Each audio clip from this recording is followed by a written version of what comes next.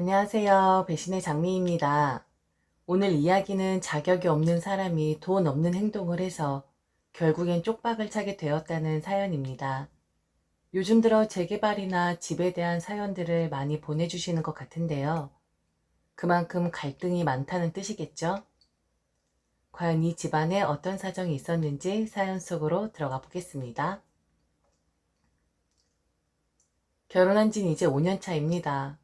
본론 들어가면 복잡해지니 간단하게 양가 집안 설명을 하자면 저희 부모님 넘쳐나는 정도는 아니지만 그래도 자식들에게 손 벌리지 않을 만큼 경제력 가지고 계신 편이고 시댁 같은 경우엔 시아버지 연세 드셔서 일 못하시고 시어머니가 죽어라고 일하시면서 시아버지 먹여 살리고 있는 중이십니다. 노후 준비 그런 거 전혀 되어 있지 않으시고 한마디로 하루 벌어 하루 먹고 사는 그 정도 수준이시죠. 그런데 다행이라고 해야 할까요? 시댁 넉넉하지 않고 형편 뻔한데 저희 남편 시댁에 지원하는 것 제가 아는 용돈 외에는 절대 하지 않는 그런 사람이었습니다. 물론 병원 가시거나 그 외에 가끔 큰돈 들어가야 할 땐 지원을 하지만 주기적으로 당연하게 시댁에 돈을 드리는 일은 없는 사람이었죠. 그리고 시어머니도 그걸 당연하다 생각을 하셨고요. 이렇게 된 배경에는 남모를 이유가 있었습니다. 저희 시아버지는 시어머니와 재혼을 하신 분이십니다. 친부와는 어렸을 때 이혼을 하셨다고 했는데 그 헤어지는 과정에서 남편이 상처를 많이 받았었던 듯 합니다. 자세히 이야기를 하진 않았고 그리고 저도 굳이 묻진 않았었고요. 하지만 가끔 남편이 흘리는 이야기를 들어보면 지독할 정도로 시어머니와 남편을 괴롭히신 듯 합니다. 시어머니가 지금의 시아버지와 재혼을 하신 건 남편이 고등학교 때였는데 그때 남편의 심정이 어떠했을까요? 이미 남자 어른에게 상처를 받고 또 그 트라우마에 갇혀 있었던 남편은 재혼을 하시겠다는 시어머니를 이해 못했을 겁니다. 아니 이해를 못하는 정도가 아니라 원망을 했겠죠. 남편은 시어머니의 재혼을 필사적으로 막았다고 했어요. 모범생이었던 남편이 집을 뛰쳐나가기도 했었고 결혼을 하겠다고 찾아온 시아버지에게 주먹을 들이댈 정도로 큰 갈등이 있었다고 했습니다. 인생의 큰 전환점이 되어야 할 고등학생 때 그런 일이 있었으니 당연히 남편은 공부에 소홀해질 수밖에 없었고 대학을 가긴 했지만 그때만의 평범한 학창시절을 보냈으면 좀 더 좋은 학교에 가지 않았겠냐고 가끔 제게 원망 섞이는 한탄을 하기도 했었죠. 물론 낳아주신 분이니까 내가 해야 할 도리는 있는 건데 정말 딱 눈에 보이는 그런 도리만 하면 돼. 당신은 절대로 신경 안 써도 된다고. 아버지랑 두 분이서 잘 살고 계시니까. 그래 원래 우리는 이런 사이였거든. 지극히 개인적이고 지극히 남보다 조금 더 나은 그런 사이. 안 보고 살 순 없으니까 그런데 정말 신경 쓰지 말자. 두 분이서 알아서 하실 거고 그리고 두 분이서 알아서 하실 것이기 때문에 재혼도 하신 거니까. 두 분 인생은 두 분 인생, 우리 인생은 우리 인생.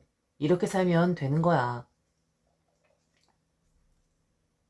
남편과 시어머니 그리고 시아버지 사이는 완전하게 틀어져 버렸었다고 합니다.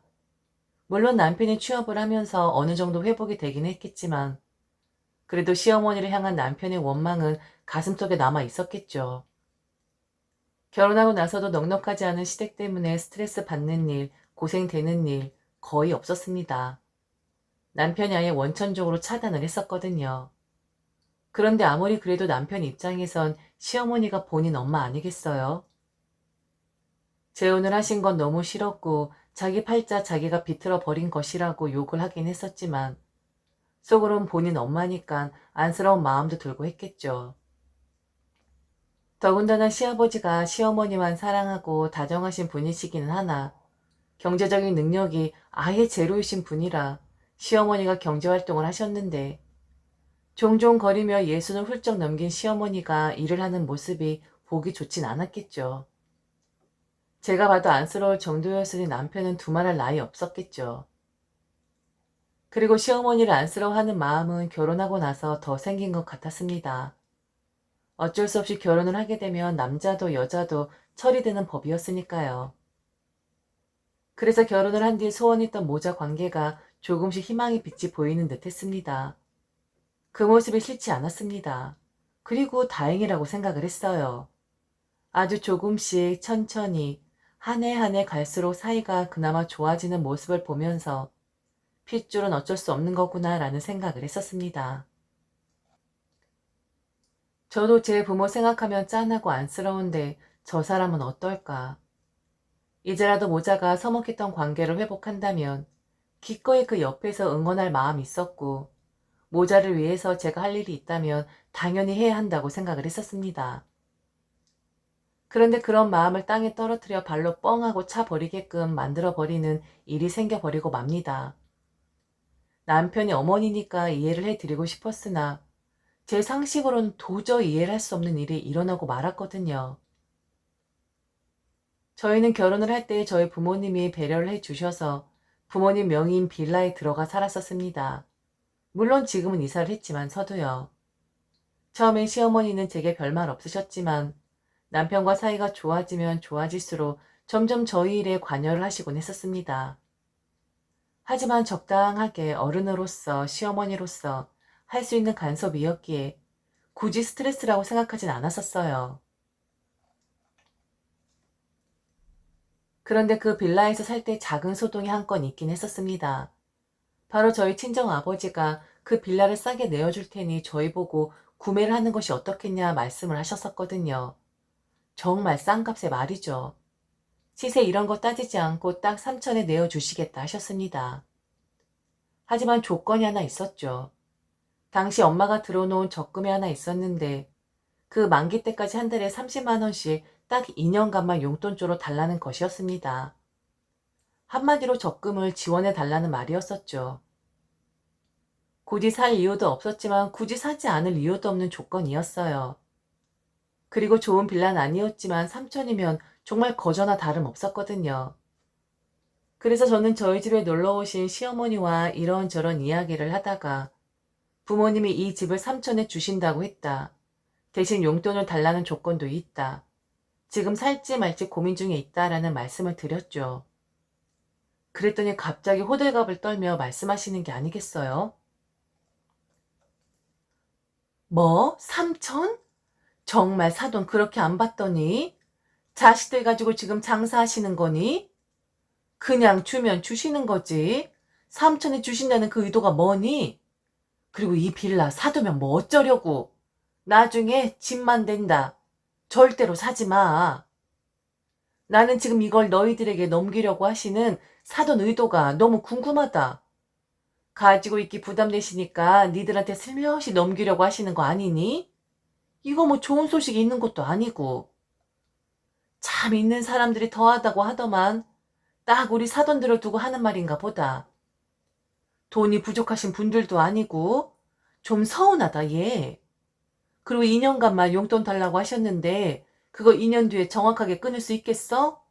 나도 부모 입장인데 주다가 안 주면 나중에 엄청 섭섭해져 얘. 그냥 처음부터 시작을 하지 말아야지. 시작하다 보면 끝이 보이지 않는 게 바로 부모 용돈이라는 거다. 빈털터리 나도 니들한테 용돈 이야기 안 하는데 사돈들 은근히 돈 욕심 있으시구나. 에이 자식들한테 그렇게 하시면 안 되지. 정말 있는 사람들이 더한 법이네. 귀에 엄청 거슬리는 말을 하신 건 아니었는데 기분이 별로 좋진 않았습니다. 저희 부모님의 의도가 뭔지 궁금하다. 그리고 돈 있는 사람들이 더 한다라는 말이 듣기 거북하긴 했었어요. 결국 이런 말 저런 말 나오는 거 귀찮아서 그냥 부모님에게 구입을 안 하겠다 말씀을 드렸습니다. 그런데 이 일을 두고두고 후회하는 일이 생기고 말았죠. 저희가 이사를 나오고 1년쯤 지났을 때였나? 갑자기 그곳에 재개발이 된다는 거였습니다. 처음엔 믿지 않았어요. 워낙에 뜬 소문이 많이 나던 곳이라 이번에도 그냥 바람이 한번 부는구나 라고 생각을 했었죠. 그런데 그게 사실이었습니다. 본격적으로 재개발 추진위원회가 들어서고 사무실이 생기고 그리고 집 주인들에게 연락을 해서 설명회를 할 예정이니 참석을 하라고 독려를 하기 시작했거든요. 다행히 저희 부모님에게도 연락이 가게 되었죠. 부모님 돌아가시기 전에 그 빌라가 처분이 된다 생각하니 저도 기분이 좋더라고요. 남편 또한 다행이라고 이야기를 했고요. 그런데 그 소식을 듣고 저희보다 더 기뻐한 사람이 있었으니 예상 밖의 인물인 바로 저희 시어머니셨습니다. 처음엔 남도 아닌 사돈의 일이니까 한 가족으로서 기뻐해 주시구나 라고 생각을 했었는데 저는 시어머니의 말을 듣고 기함을 할 수밖에 없었어요. 정말 너무 업처구니 없는 말씀을 하셨거든요. 절대로 상식적으로 이해도 할 수 없고 그리고 그런 생각을 어떻게 하실 수가 있는 건지 제 머리로는 감히 상상도 할 수 없는 이야기였습니다. 재개발 소식을 듣고 뛸 듯이 기뻐하시며 시어머니는 제게 그러셨습니다. 어머 어머 웬일이니 웬일이야. 거기가 재개발이 된다고 하니? 너무 잘됐다. 니들 합이 그렇게 좋다고 하더니만 호재수가 없었던 곳에 좋은 일까지 겹치게 됐구나. 우리 아들도 좋아하지? 당연히 좋아하겠지. 그럼 얼른 삼촌 마련해서 드리도록 해라. 지난번 삼촌에 주신다고 했었잖아. 얼른 삼촌 갖다 드리고 그 집 니들 앞으로 해놓아라. 어머 어머 정말 너무너무 잘됐다. 축하한다 아가. 우리 아들한테도 너무 잘됐네. 그놈이 부모복은 없어도 처가복은 있나 보다. 이래서 하늘이 무심하진 않다고 이야기하는 건가 봐. 생전가야 꽁돈 한번 생기지 않은 놈이었는데. 아니 손 안 대고 코푼격이잖아. 집이 한 채 턱하니 생겨버렸으니까. 아유 아유 내가 기운이 너무 좋다. 저는 시어머니의 말에 어이가 없었습니다. 재개발이 된다는 것은 지금의 집값보다 더 오른다는 것이고 그리고 아무리 부모 자식 간이어도 이해관계라는 것이 있는 법이잖아요. 당시 재개발 이야기가 없을 때 삼촌의 빌라를 넘겨주신다는 것과 호재가 있는 상태에서 삼촌의 빌라를 넘기라고 하는 것은 엄연히 다르잖아요. 제 머리에서는 절대로 저런 생각을 할 수가 없는데 어떻게 저런 생각을 하실 수가 있는 건지 기가 찼습니다. 제가 너무 어이가 없어서 시어머니를 멍하게 바라보니 다시 한번 말씀을 하셨어요. 왜? 지난번에 삼촌이 주신다고 했잖아. 그렇게 분명히 말씀하셨잖아. 지금은 두말할 필요 없이 얼른 삼촌 드리고 가져와야지. 이젠 사야 할 때야. 그렇게 멍한 얼굴로 보지 말아라. 같이 살자는 말 절대로 안 해. 내가 무슨 염치로 그런 말을 하겠니? 어이구, 나는 그렇게 염치 없고 생각 없는 시어머니 아니다. 그리고 우리 아들이 내가 그렇게 하면 나를 가만두지도 않을 것이고 물론 나중에 니들이 같이 살자고 애원을 하면 모를까? 내가 먼저 살자고 하는 일은 없을 테니까 그렇게 멍한 얼굴 하지 말아라. 내가 기분이 너무 좋아서 그래. 우리 아들한테 좋은 일이 생기니까 내가 해주지 못한 걸 처가에서 받으니까 너무 고맙고 기뻐서 그래.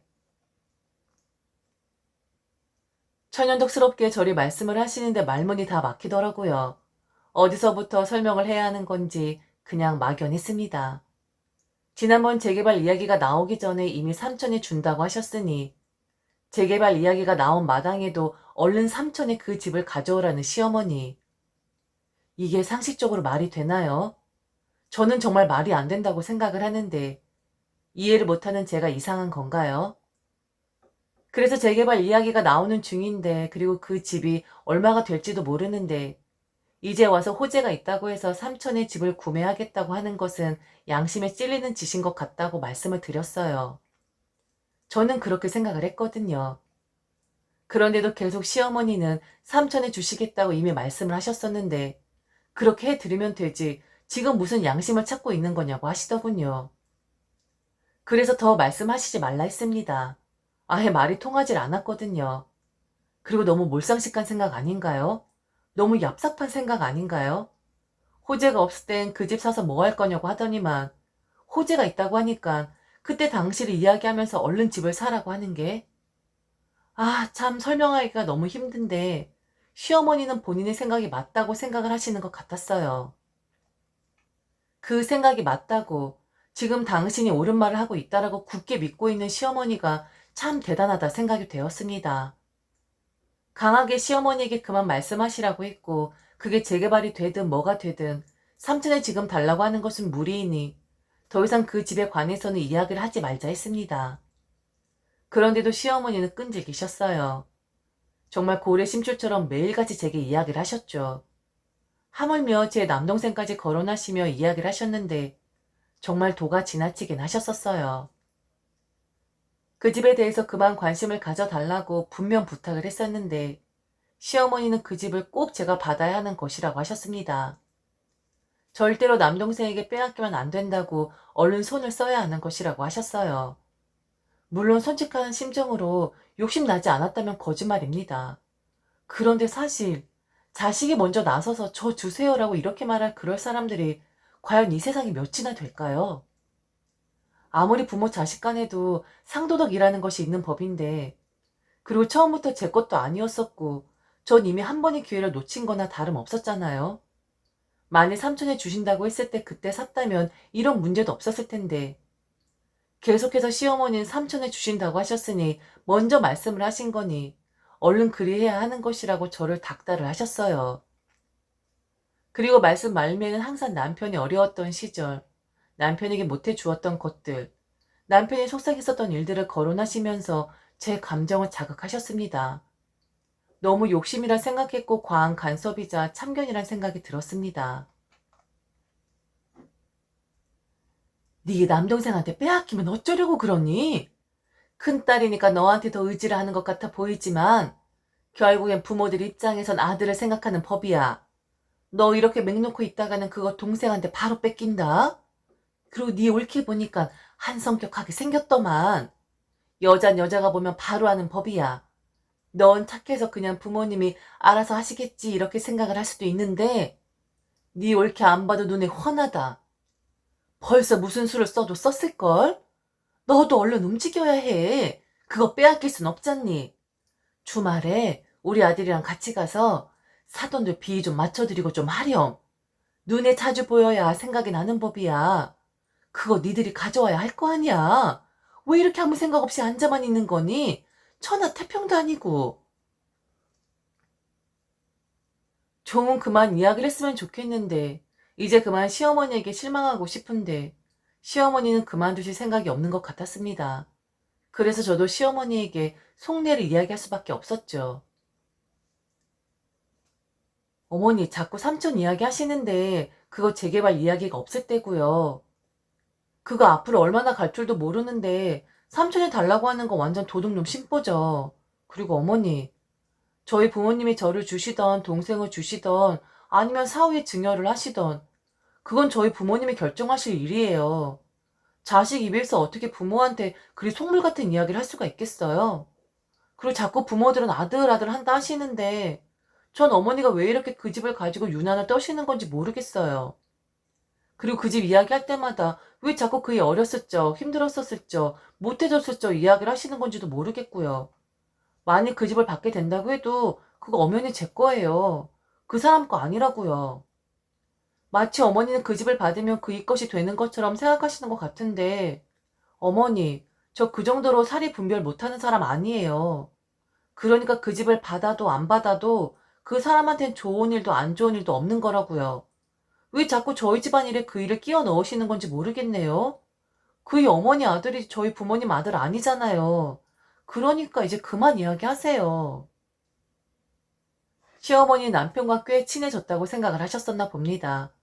뭐 처음보단 사이가 좋아진 것은 사실이었으니 그래서 시어머니는 예전 생각을 못하시고 남편이 당신 편을 들어줄 줄 알고 저와 나눈 이야기를 남편에게 몽땅 다 일러 바치기로 결심을 하셨던 거였죠. 저녁에 퇴근을 한 남편이 식사를 마치고 앉아 있는데 전화가 한 통 걸려왔습니다. 바로 시어머니셨어요.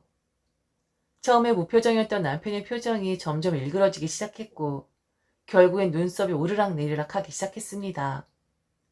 남편의 표정을 보고는 저는 바로 눈치챌 수 있었죠. 결국엔 시어머니가 선을 넘으셨구나. 본인 아들이라고 해서 지금 편들어줄 줄 알고 말씀을 하시나 본데 남편이란 사람을 아직도 저리 모르시나? 본인이 본인 발등을 찍고 계시구나 라고 생각을 했습니다. 아니나 다를까. 남편을 한참 듣고 있더니 시어머니에게 큰 소리로 이야기를 했어요. 제가 있건 말건 상관도 안 하고 막 시어머니에게 퍼부어댔습니다. 제가 대리사위예요? 아니면 그렇게 되기를 바라시는 거예요? 지금 뭐 하시는 거예요? 왜 처가일에 어머니가 나서서 이러시는 거냐고요? 장인 장모님이 그 집을 어찌하시던 어머니가 상관하실 일은 아니지 않아요? 그리고 저도 상관할 일 아니죠. 아, 정말 이렇게까지 어이없는 말씀을 하실 줄 몰랐네. 제가 그 집을 왜 받아요? 그리고 그 집 받는다고 해도 그 집이 왜 제 거예요? 엄연히 와이프 거고 엄연히 와이프 집안 재산인데 저 사람이 틀린 말 한 것도 없고 다 맞는 말 한 건데 어머니 정말 왜 이러세요? 지금 이러시는 거 남들이 들으면 욕해요. 없는 것들 남의 것 탐낸다고 하다하다 처가 재산 탐낸다고 다들 욕하고 돌 던진다고요. 없으면 넉넉하지 않으면 이렇게 뻔뻔해지나 본데 솔직히 어머니 인생 어머니가 비틀고 꼬아버린 거잖아요. 왜요? 요즘 벌이 시원찮으세요? 아니면 예전만큼 그분이 어머니 사랑 안 해줘요? 좀 없으면 우리 염치라도 좀 있죠. 자존심이라도 좀 챙기자고요. 이렇게 말도 안 되는 것에 욕심 부리지 말고 그리고 이런 억지 같은 거 좀 쓰지 않고 그냥 물 좀 흘러가듯 그렇게 살면 안 되는 거예요? 아, 역시 실망을 안겨주네. 그렇게 하지 말라고 후회한다고 했을 때 제 뺨 후려 갈기면서 그 사람 선택하더니 그래서 저를 그렇게 비참하게 만들어 놓더니 이제 와이프 앞에 비참한 꼴을 보이게 만드시네? 정말 어머니란 사람은 답이 없어요. 사람이 원래 그랬던 거였는지 아니면 그런 거지 같고 능력 없는 남자 만나서 여자 몸으로 일하다 보니까 억세진 건지 모르겠는데 그렇게 살지 마세요. 저까지 염치 없고 저까지 몰상식하고 저까지 그지로 만들지 마시라고요. 저도 어머니 걸 만들고 싶어 이러시는 거예요? 그래서 지금 욕심내시는 거예요? 왜 이렇게 회복하려고 하는 아들 마음을 비참하게 만드시는 건데요? 남편은 바로 전화를 끊어버리고 욕실로 들어갔습니다. 물 흐르는 소리가 들렸어요. 과하게 스트레스를 받거나 화가 나거나 하면 남편은 샤워를 하는 버릇이 있는데 지금 단단히 화가 났다는 표현이었죠. 곧바로 남편의 전화로 다시 전화가 걸려왔습니다. 다시 시어머니셨어요. 시어머니는 제 목소리를 들으셨는지 못 들으셨는지 모르겠지만 아마 정신이 없어서 남편이라고 생각을 하신 것 같았습니다. 그냥 막 쏘아 붙이셨거든요.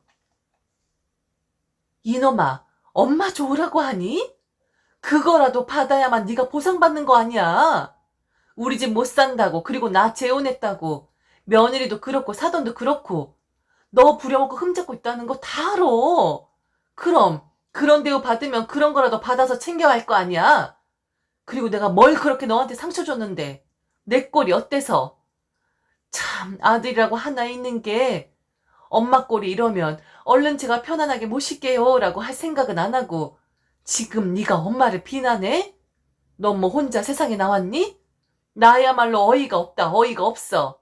그게 왜 욕심이야? 당연히 네가 받아야지. 네가 그 집에서 가장 어른인데 당연히 네 몫이지. 그리고 니들 거기서 살았었잖아. 그리고 삼천에 주겠다고 하셨던 분들은 바로 사돈들이었어. 애초에 니들 거라고 생각을 하셨던 거라고. 그걸 확실하게 못을 박으라고 하는 게 뭐가 나빠서?